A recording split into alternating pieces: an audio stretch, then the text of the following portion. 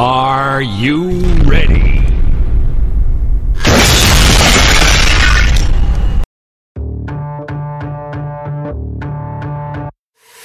Assalamualaikum warahmatullahi wabarakatuh. Salam sehat, salam bahagia untuk kita semua. Berjumpa kembali dengan saya Ajarin Karim dengan penggunaan aplikasi SPSS versi 25. Pada kesempatan sebelumnya saya dan kita semua sudah mempraktekkan bagaimana melakukan uji validitas dan reliabilitas pada instrumen soal, baik itu instrumen soal pretest maupun posttest.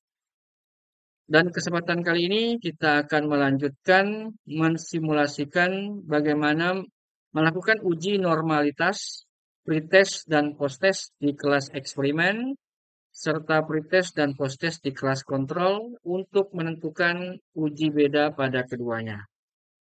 Sebelum itu, mari kita persiapkan terlebih dahulu data di Excel mengenai hasil belajar biologi.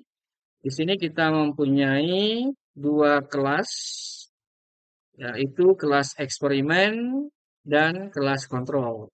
Kelas eksperimen kita menggunakan media augmented reality dan kelas kontrol kita menggunakan media video. Nah, untuk itu kita punya data pretest dan posttest pada keduanya. Adapun jumlah siswa yang mengikuti pretest dan posttest ini adalah 30 orang pada kedua kelas eksperimen maupun kelas kontrol. Nah, di sini kita sudah juga memberikan pengkodean untuk nilai-nilai yang sudah kita punyai di sini. Baik, selanjutnya mari kita langsung membahas apa itu uji normalitas. Menurut Sugiono tahun 2017, uji normalitas adalah proses untuk menguji apakah data yang dimiliki berdistribusi normal atau tidak. Uji normalitas ini penting dilakukan sebelum melakukan analisis statistik tertentu.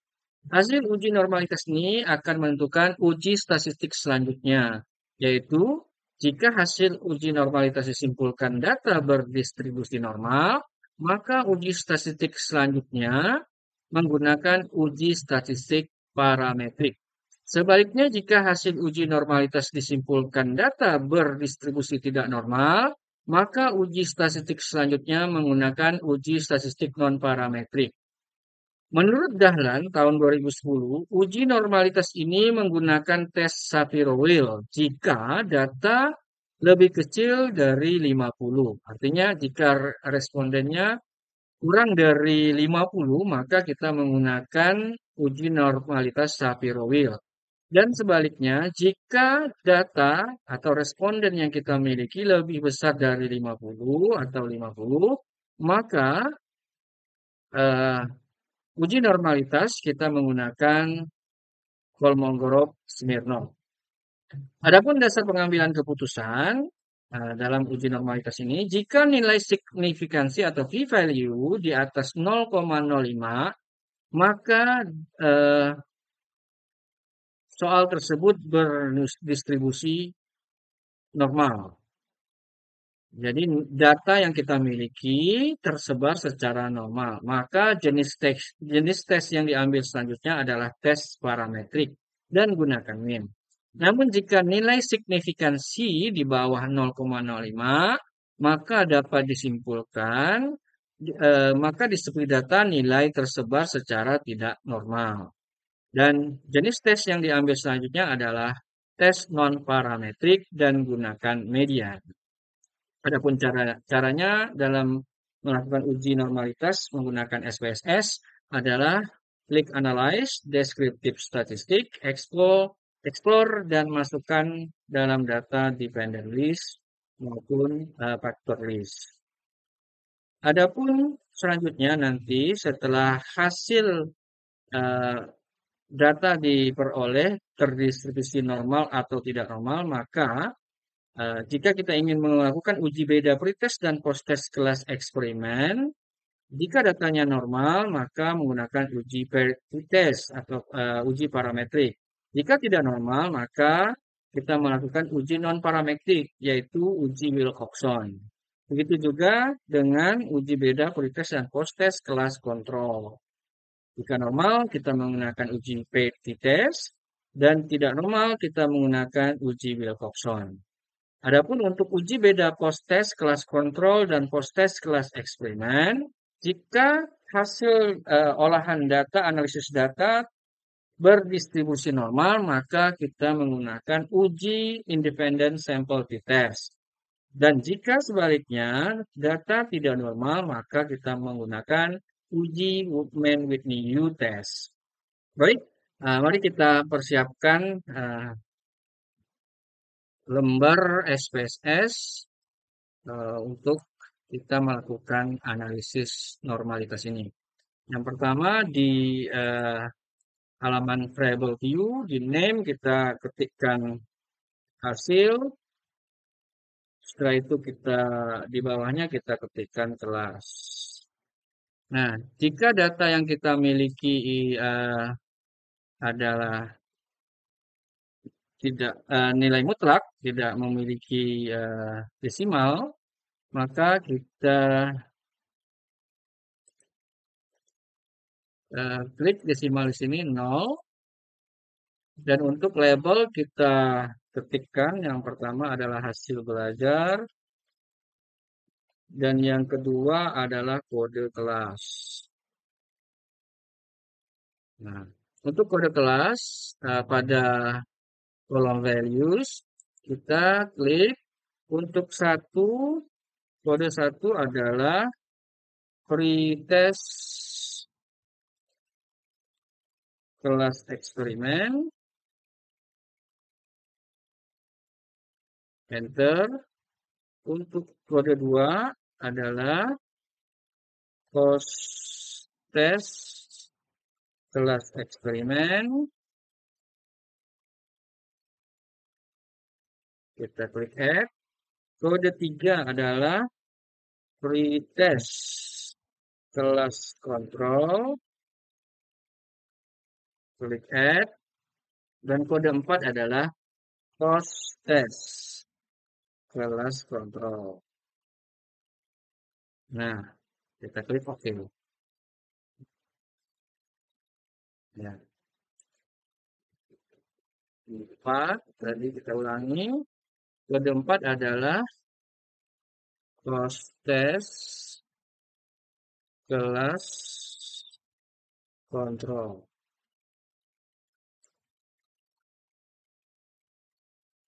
Kita klik OK.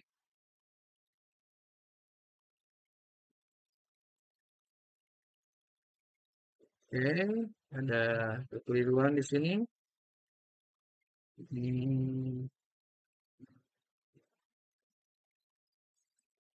Oke. Ya, oke. Nah, sekarang kita masuk ke data view. Kita akan masukkan nilai yang sudah kita miliki. Yang pertama nilai pretest kelas eksperimen. Kita sorot, kita Ctrl C atau copy, kita ke halaman SPSS hasil, kita Ctrl V atau paste. Nah, untuk kode kelasnya kita buktikan yang sudah kita tentukan sebelumnya, yaitu 1 untuk kode pretest kelas eksperimen. Kita Ctrl V. Selanjutnya kita lanjutkan dengan nilai post-test kelas eksperimen. Kita copy. Kita ke SPSS. Kita lanjutkan ke nomor 31. Kita ambil kodenya, kode 2. Kita copy. Kita masukkan di SPSS. Selanjutnya kita tambahkan lagi nilai pretest kelas kontrol. Kelas kontrol. Kita ke SPSS. Nomor 81. Kita ambil kode 3. Kita kopikan lagi. kode untuk pretest class control. Selanjutnya kita ambil nilai post-test class control. Kita blok semua nilai. Kita Ctrl C. Kita kopikan di SPSS tadi pada nomor 90. Selanjutnya kita akan menambahkan kode kelas, yaitu untuk post-test class control, kode kelasnya 4. Kita copy. Kita tambahkan di SPSS. Nah, sekarang data kita sudah siap. Kita akan melakukan uji normalitas menggunakan uji statistik aplikasi SPSS. Untuk langkah pertama kita klik Analyze, setelah itu kita ke Descriptive Statistik, setelah itu kita klik Explore. Untuk hasil belajar, kita masukkan ke kolom Dependent List, dan untuk kode kelas, kita masukkan ke Factor List. Setelah itu, jangan lupa klik Plot, kita klik Histogram, kita klik Normality Plot with Test. Klik Continue, dan klik OK. Nah, di sini kita sudah dapatkan hasil uji normalitas menggunakan aplikasi SPSS. Nah, kita fokus pada tabel test of normality.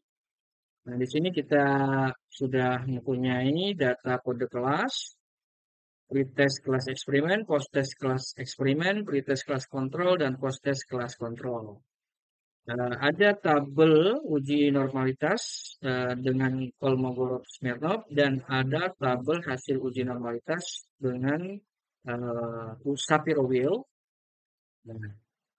Untuk data yang kita olah tadi adalah menurut Dahlan tahun 2010, jika data kurang dari 50, nah data kita tadi adalah 30, degree of freedom-nya adalah 30, jadi kita menggunakan tes Shapiro-Wilk. Dan sebaliknya jika data kita lebih dari 50 menggunakan Kolmogorov-Smirnov. Untuk itu kita akan fokus pada tabel uji normalitas Shapiro-Wilk. Nah, kalau kita lihat di sini, signifikansi dari pretest kelas eksperimen adalah 0,009. Artinya, di sini jika nilai p-value-nya di atas 0,05, maka data tersebut tersebar secara normal. Maka jenis tes yang diambil selanjutnya adalah tes parametrik dan menggunakan min. Namun jika signifikansi di bawah 0,05, nah di sini kita lihat hasil uji normalitas pretest kelas eksperimen ini di bawah dari 0,05, yaitu 0,009. Maka kita simpulkan bahwa data pretest kelas eksperimen ini tersebar secara tidak normal. Maka tes selanjutnya menggunakan tes non-parametrik. Bagaimana dengan hasil data uji normalitas untuk yang nilai post-test kelas eksperimen? Kita lihat di sini, signifikansinya adalah 0,018. Maka dinyatakan tidak normal. Sedangkan pretest kelas kontrol, signifikansinya adalah 0,009, lebih kecil dari 0,05, maka data yang tersebar di pretest kelas kontrol tidak normal. Selanjutnya terakhir data post-test kelas kontrol, di sini kita lihat signifikansinya adalah 0,018, artinya lebih kecil dari 0,05, maka data nilai post-test kelas kontrol tidak tersebar tidak normal. Untuk hasil akhir kesimpulan kita bahwa semua hasil data nilai pretest kelas eksperimen, post-test kelas eksperimen, pretest kelas kontrol, dan post-test kelas kontrol terdistribusi tidak normal. Maka jika kita ingin melakukan uji statistik selanjutnya, yaitu uji beda pretest dan post-test kelas eksperimen, kita akan menggunakan uji Wilcoxon karena datanya tidak normal. Dan yang kedua, jika kita ingin melakukan uji beda pretest dan post-test kelas kontrol, maka kita akan menggunakan juga uji Wilcoxon. Dan selanjutnya jika kita ingin melakukan uji beda post-test kelas kontrol dan post-test kelas eksperimen, maka kita akan menggunakan uji Mann-Whitney U-test. Demikian yang dapat kita simulasikan pada kesempatan hari ini, melakukan uji normalitas menggunakan SPSS versi 25 ya, untuk nilai pretest dan posttest di kelas eksperimen serta pretest dan posttest di kelas kontrol untuk menentukan uji beda pada keduanya. Demikian apa yang dapat kita simulasikan pada hari ini. Semoga dapat dipraktekkan di kemudian hari. Terima kasih atas perhatiannya dan mohon maaf atas kekurangannya. Saya akhiri billahi taufiq wal hidayah. Wassalamualaikum warahmatullahi wabarakatuh. Salam sehat, salam bahagia, tetap semangat.